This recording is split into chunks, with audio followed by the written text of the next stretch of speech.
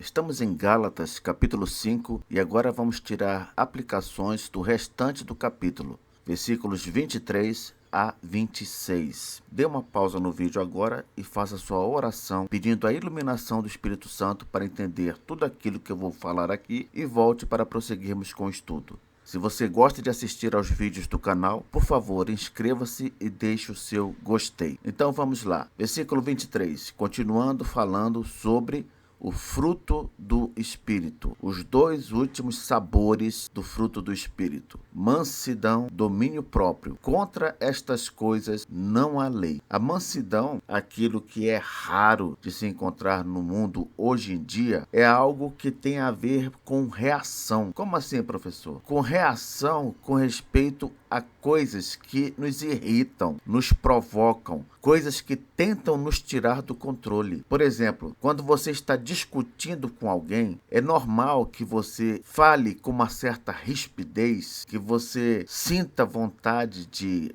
aumentar o tom da voz, às vezes até ofenda a pessoa por causa da discordância. Mas o manso não. O manso, ele age com tolerância numa argumentação. Até mesmo quando ele vai reprovar alguma coisa da qual ele discorda, ele faz isso sob controle, dominado pelo Espírito Santo e não pela carne e suas iras, como vimos quando estudamos sobre as obras da carne. Mansidão, então, sempre tem a ver com reação diante de algo que normalmente nos tira do sério. E domínio próprio, que é certamente um dos mais importantes sabores do fruto do Espírito, é um sabor que tem uma abrangência enorme. Por quê? Porque domínio próprio tem a ver com qualquer tipo de vício que pode nos prejudicar na vida cristã. Por exemplo, o domínio próprio, ele nos impede de cairmos no vício da bebida, de nos deixar levar por sentimentos ruins que podem até desembocar numa depressão ou algo pior. Também nos ajuda a lutar contra pensamentos incrédulos. O que são pensamentos incrédulos, professor? São todos aqueles pensamentos que nos levam a duvidar de Deus e da sua palavra. São aqueles pensamentos que nos tiram a confiança naquilo que Deus promete a nós nas Escrituras Sagradas. Domínio próprio, ele também ajuda no sabor da mansidão, compreende? Porque se a mansidão é você se controlar nas ocasiões de reação, é claro que tem aí também um pouco do domínio próprio, não é? Porque se às vezes você é provocado e tem vontade de reagir com grosseria, falando coisas que não deve, o domínio próprio, ele vai te ajudar aí. Como? Se manifestando na forma de mansidão, que é outro sabor do fruto do Espírito. Então aqui nós temos um motivo porque o fruto do Espírito, embora seja um só, tem vários sabores. Todos eles estão relacionados, compreende? Então, você ser manso e ter domínio próprio são coisas que estão relacionadas. Porque, na verdade, a mansidão, ela é uma forma de domínio próprio. Então, é como se estivesse tudo junto e misturado. Você ter alegria e ter paz são coisas relacionadas também. Como é que uma pessoa poderia sentir alegria sem ter paz na vida? Você percebe aí, portanto, que há lógica sim em o fruto ser um só, mas com vários sabores. Por quê? Porque tudo faz parte do mesmo fruto. Tudo brota junto. As coisas aqui estão misturadas mesmo. O Espírito Santo, ele age de uma forma que você seja um cristão completo, íntegro, sem falha, sem defeito, nesse aspecto do que você deve manifestar ao mundo como testemunho. Nesse versículo 23, o apóstolo também termina com uma ironia, que era algo bem peculiar dele, né? O apóstolo Paulo, ele usa de ironias o tempo todo. E aqui ele terminou no versículo 23 falando: contra estas coisas não há lei. E, como eu comentei no estudo, o apóstolo quer dizer com isso que está liberado. Não há qualquer proibição contra demonstrar o fruto do Espírito. Pelo contrário, isso deve ser algo comum na nossa vida. Toda vez que surgir uma oportunidade de manifestarmos um dos sabores do fruto do Espírito, devemos fazê-lo, pois contra esse tipo de manifestação não há proibição. No versículo 24, o apóstolo continua: e os que são de Cristo Jesus crucificaram a carne com as suas paixões e concupiscências. Eu já falei que paixões e concupiscências são basicamente a mesma coisa. As duas dizem respeito aos nossos desejos pecaminosos, com a diferença de que paixões seriam aqueles desejos mais fortes, aqueles que nos tentam mais, que nos perturbam mais. Mas tanto paixões quanto concupiscências, nesse contexto, significam desejos pecaminosos. Então, na cruz do Calvário, Cristo crucificou, é como se ele tivesse matado a carne,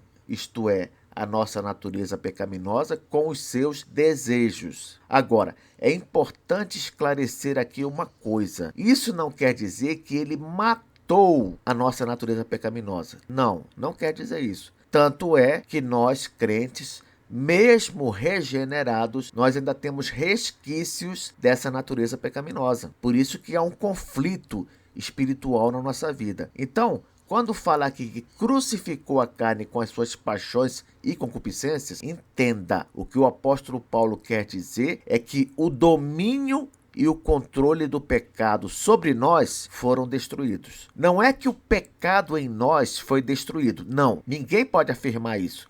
Ainda existe um conflito espiritual. Ainda há uma luta da carne contra o espírito. Então, o pecado não foi destruído, mas sim o domínio e o controle do pecado sobre nós. Nenhum crente em Jesus, nenhum cristão é mais escravo do pecado, dominado pelo pecado. Ele não só pode lutar contra o pecado, resistir ao pecado, como inclusive pode vencê-lo com a ajuda do Espírito Santo. Então, sempre que você vir na Bíblia que a nossa carne foi crucificada, não quer dizer, repito, que ela foi destruída. Quer dizer que o seu domínio sobre nós, esse foi desfeito. Ora, se isso é verdade, e a Bíblia é a verdade, então o que nos cabe fazer diante dessa verdade? Nos cabe lutar contra o pecado que ainda existe em nós. Lutar e com confiança, pois se cremos que Jesus crucificou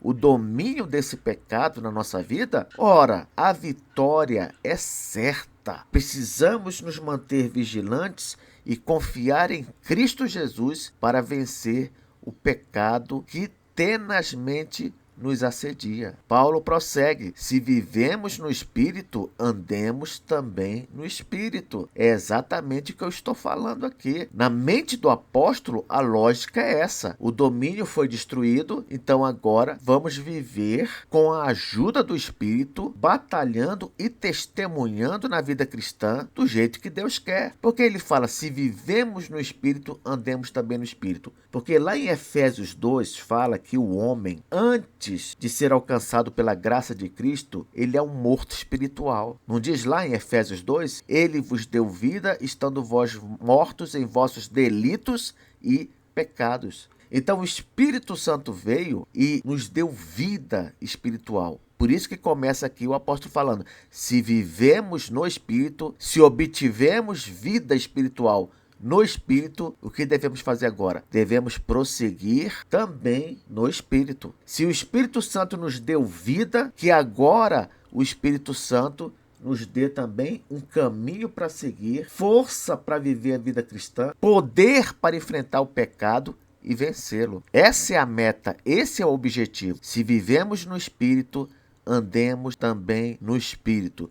O Espírito nos deu vida e agora ele vai nos dar condição de viver essa vida da forma adequada. Obedecer a Deus por amor e por gratidão e não para ser salvo, isso é uma coisa que o Espírito também trabalha na nossa vida. Testemunhar de Cristo, pregar o Evangelho é uma coisa que Deus, Espírito Santo, faz na nossa vida. Andar no Espírito, em suma, é viver a vida cristã como ela deve ser vivida. Não é uma coisa que depende depende de você, depende de mim. É uma coisa que depende do poder do Espírito em nós. Ora, professor, se é assim, o que eu devo fazer? Você deve aproveitar isso. Você deve recorrer ao Espírito Santo, ao poder dele. Você deve se encher do Espírito Santo. Como é que faz isso? O apóstolo explica lá em Efésios. Você deve louvar a Deus, você deve conviver com os irmãos na igreja. Em suma, você deve fazer tudo aquilo que um cristão deve fazer. E aí o Espírito Santo vai te dominar e vai te guiar. É assim que funciona. É simples desse jeito. No final aqui desse trecho, o apóstolo Paulo cita algo que não deve acontecer na vida daquele que anda no Espírito. Ele, no versículo 25, falou: se vivemos no Espírito, andemos também no Espírito. E aí ele exemplifica: não nos deixemos possuir de vanglória, provocando uns aos outros, tendo inveja uns dos outros. Quem não anda no Espírito age desse jeito aqui. Como? Se deixa dominar pela vanglória, a glória vã do mundo. Vive uma vida de provocação aos outros, como os gálatas, infelizmente, estavam fazendo lá na Galácia. Age também com inveja uns dos outros, como os judaizantes estavam agindo na Galácia. Quem anda no Espírito não faz nada disso. O que significa que se deixar possuir de vanglória, provocar uns aos outros e ter inveja uns dos outros são indícios da falta de luta. Está faltando lutar. O cristão, nesse caso, não está batalhando como deveria. Está entregando os pontos muito rápido. Lá em Hebreus capítulo 12, o escritor de Hebreus diz que na nossa luta contra o pecado não temos resistido até o sangue. O que ele quer dizer com isso? Ele quer dizer que a pessoa não tem resistido ao ponto de até morrer por Cristo e pelo testemunho de Cristo. Ela está desistindo muito fácil. Olha, meu irmão, minha irmã, presta atenção. Se você está sendo derrotado assim, não tenha dúvida. É porque você não está levando essa luta a sério. Se deixar possuir de vanglória, repito, ficar provocando os outros, ter inveja dos outros, são indícios de falta de luta. A vida cristã é uma luta e você deve combatê-la olhando para ela como um bom combate, algo que Deus preparou para você enfrentar e vencer, para que naquele dia, quando Cristo voltar, ele olhe para você nos seus olhos e diga: vinde bendito de meu Pai, para o reino que está preparado para você desde a fundação do mundo. Que Deus nos abençoe e até o próximo estudo.